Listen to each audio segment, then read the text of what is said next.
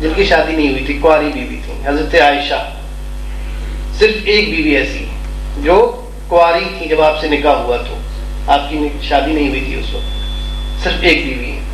باقی کتنی بچی بتائیے؟ 8 بچی نا.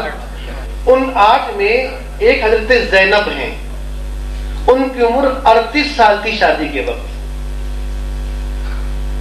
جب شادی ہوئی حضور سے تو حضور کی عمر 55 سے ابو تھی اور حضرت زینب کی عمر 38. اب کتنی بچی؟ 7. وہ باقی 7 میں تمام 7 کی 7 شادی کے وقت 55 یا اس سے زائد سال کی تھی. آپ دیکھ رہے ہیں نا کہ وہ جو 7 بیویاں بچیں وہ 7 کی 7 جن کی حضور سے ان کا نکاح ہوا تو وہ 55 یا اس سے زیادہ کی تھی. 55 سے کم عمر کی کوئی بیوی آپ کی نہیں تھی. اب اس طرح سوچیے 11 بیویوں میں 7 تو یہ اور ایک وہ 8 بیویاں 55 سال کی. اب اس کو سمجھنے کے بعد ایک بات اور یاد رکھیے، وہ جو 11 ہیں اس میں سے 10 بیویاں یا طلاق شدہ تھیں یا بیوہ تھیں.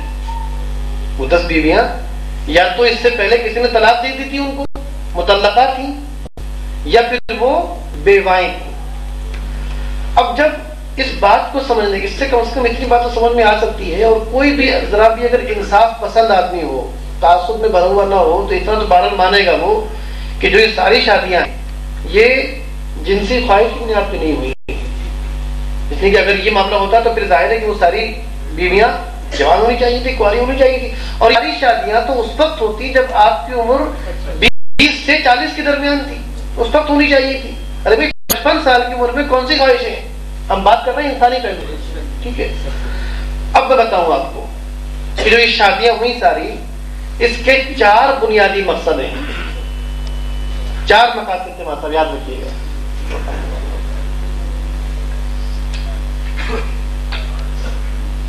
تعلیم دینا، لکھیے تعلیم دینا مقصود تھا. وہ کیسے بتاؤں گا ابھی آپ کو. پہلا مقصد امت کو تعلیم دینا. وہ کیسے؟ ظاہر ہے کہ اسلام ایک پورا نظام ہے، اس میں جہاں نماز پڑھنے کے، روزہ رکھنے کے مسائل اور احکام، وہاں پر غسل کرنے کے، استنجا کرنے کے احکام بھی ہیں. اور اسلام سے مردوں کے لیے نہیں آیا ہے، اسلام عورتوں کے لیے بھی آیا ہے. اور بہت سے ایسے مسائل ہیں جو عورتوں کے ساتھ خاص ہیں، جو مرد کو درپیش نہیں ہوتے. بھئی نماز تو دونوں پڑھتے ہیں، روزہ دونوں رکھتے ہیں، لیکن بہت سے ایسے مسائل ہیں جو مرد کو درپیش نہیں ہوتے، وہ صرف عورتوں کو پیش آتے ہیں، عورتوں سے کے ساتھ خاص ہیں. اب ظاہر ہے کہ اگر مان لیجیے حضور کی بیویاں نہ ہوتی ہیں تو وہ جو مسلمان عورتیں تھیں، اور تو بڑی حیاوان، تو وہ جو مسلمان عورتیں تھیں وہ اپنے ان خاص مسئلوں کو کس سے جا کے پوچھتی؟ بھائی یا تو یہ کرتی کہ وہ اپنے شوہروں سے کہتی کہ ہمارے ساتھ بھائی یہ مسئلہ ہے، ایسا ایسا ہو گیا، اب ہم پاک کیسے ہوں، یا ایسا مسئلہ ہے تو ہم نماز پڑھیں یا نہ پڑھیں، اس طرح کپڑا گندا ہوا تو اب کیا کریں، ہے نا. تو اب یا تو وہ مسائل اپنے شوہر سے کہتی اور شوہر جا کے حضور سے پوچھتے، تو ظاہر ہے کہ یہ بھی بات حیا اور شرم کے خلاف ہوتی ہے. لیکن اس معاملے میں فطری طور پر نیچرل طریقے سے عورتوں میں بے تکلفی ہوتی ہے. ایک عورت اپنے اس قسم کے معاملات کا اظہار دوسری عورت کے سامنے کرنے میں اس کو شرم محسوس نہیں ہوتی. یہ فطری بات ہے، نیچرل بات ہے یہ. تو حضور کی جو اس قدر بیویاں تھیں اس کا ایک بنیادی مقصد اپنی امت کو تعلیم دینا تھا.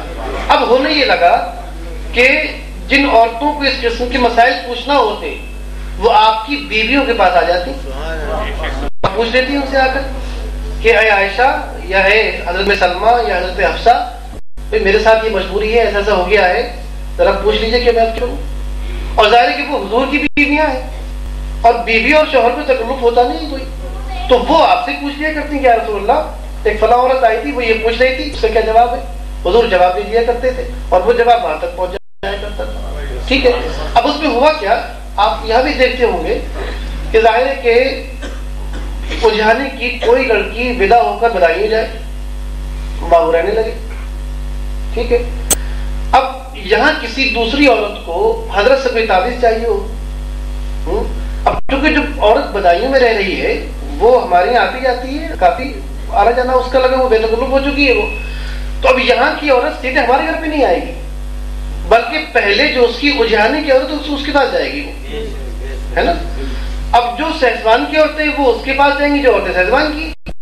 اب حضور کے نکاح میں جب مختلف قبیلوں کی عورتیں آ گئی، کیونکہ عرب کے اندر بے شمار قبیلے تھے بھائی، الگ الگ گاؤں تھے، الگ الگ دیہات تھے، قبیلے تھے، تو ظاہر ہے کہ اجانے کی عورت کو کسی سہسوان کی عورت کے سامنے تکلف تو بہرحال رہے گا، لیکن جو اس کی اپنے یہاں کی عورت ہے اس سے تکلف نہیں ہوگا، شرم بھی نہیں ہوگی.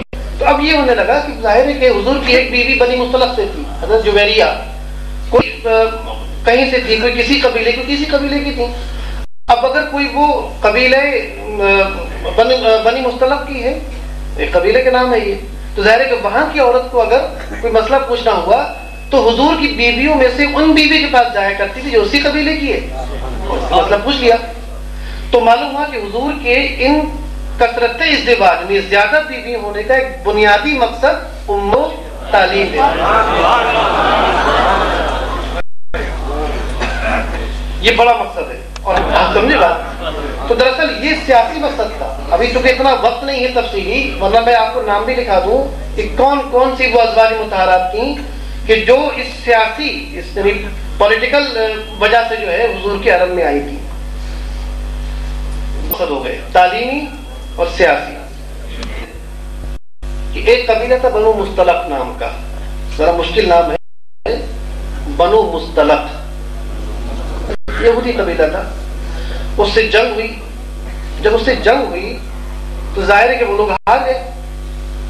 اور جب طریقہ اس وقت یہ تھا کہ جو لوگ ہار جایا کرتے تو ان کے جو فوجی میدان جنگ میں آتے تھے ان کو قیدی بنا لیا جاتا تھا، بندی بنا لیا جایا کرتا تھا. تو ظاہر ہے کہ جب وہ لوگ ہار گئے بنو مصطلق والے، تو ان کی جتنے فوجی تھے جو لڑنے کے لیے آئے تھے ان کو بندی بنا لیا گیا، قیدی بن گئے. اور جس مسلمان نے جس کو پکڑا اس کو باندھ کے رکھ لیا اپنے پاس. ٹھیک ہے، وہ قیدی بنے رہے، ظاہر ہے بیچارے قید میں پڑ گئے. اور یہ کہا کہ بھئی جو طریقہ تھا پہلے کہ اتنے پیسے دے دو تو میں چھوڑ دیں گے. اب ان کے پاس پیسے تھے نہیں بیچاروں کے پاس، جو وہاں سے غیر مسلم تھے وہ قیدی بنے ہوئے تھے. حضور نے جب یہ دیکھا کہ بھئی یہ انسان ہے، مجبور ہے، بیچارے لڑنے کے لیے آ گئے تھے اور اب یہ قیدی بنے ہوئے ہیں، ان کو کس طرح چھوڑوایا جائے، ان کو میں کس طرح آزاد کراؤں. تو اسی قبیلے کی ایک عورت تھی جویریہ، کیا نام تھا؟ جویریہ. وہ اسی قبیلے کی تھی اور بیوہ تھی اور 57 سال کی عمر کی تھی. ذرا سوچیے آپ، ان کی عمر 57 سال تھی اور اس وقت حضور کی عمر 58 یا 59 سال کے درمیان تھی، ہم عمر تھی. آپ ان کو نکاح کر کے اپنے گھر میں لے آئے، ان کو نکاح کر کے حضرت جویریہ کو اپنے گھر میں لے آئے.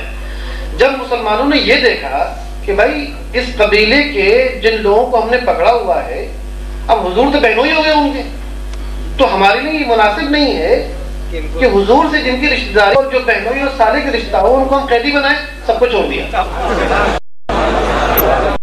یہ ہسٹوریکل فیکٹ ہے، کوئی اس سے کہانی نہیں ہے، یہ تاریخی یعنی حقیقت ہے، ایتہاسک تتھ ہے. ایسا نہیں کہ کوئی کسی نے گھڑ کے بنا دی ہو، جو چاہے پڑھ لے. تو حضرت جویریہ سے نکاح کے بدلے میں 50 یا 60 قیدی جو اس قبیلے کے تھے وہ آزاد کر دیے گئے. یہ بڑا مقصد تھا، امدادی مقصد، انسانی مقصد تھا. یہ ظاہر ہے کہ اگر وہ شادی کی تو کس کو کیا پڑے چھوڑنے کے لیے، چھوڑ دیا. تو قیامت تک آنے والے تمام مسلمانوں کی ماں ہوگی. کیسی عزت ملی ایک بیوہ عورت. تو حضور نے اتنی عزت ان کو دی ہے کہ ایک بیوہ عورت جو 4 بچوں کو لے کے بیٹھی ہے اور 56 سال کی عمر ہے، کوئی شادی کرنے کو تیار نہیں ہو اس سے، اس کو حضور نے ایسی عزت بخش دی اور اتنی منزلت دے دی، اتنی بڑائی دے دی کہ اب وہ 56 سال کی بوڑھی عورت بیوہ قیامت تک آنے والے ہر مسلمان کی ماں کہلائے. تو یہ تیسرا بڑا مقصد ہے، یعنی انسانی پہلو جو ہے. ایک ہو گیا تعلیمی پہلو، دوسرا سیاسی پہلو، اور تیسرا امداد اور انسانی اور اخلاقی اور شریفانہ پہلو. یہ تیسرا مقصد ہے. ٹھیک ہے. اور چوتھا اور آخری مقصد جس کے تحت صرف ایک شادی ہوئی، وہ کیا؟ وہ قانونی مقصد. وہ اصل میں یہ تھا، ٹائم اس میں یہ ٹاپک تو بڑا مزے کا ہے اور بہت لمبا چلنے والا ہو سکتا. تو حضرت زید نام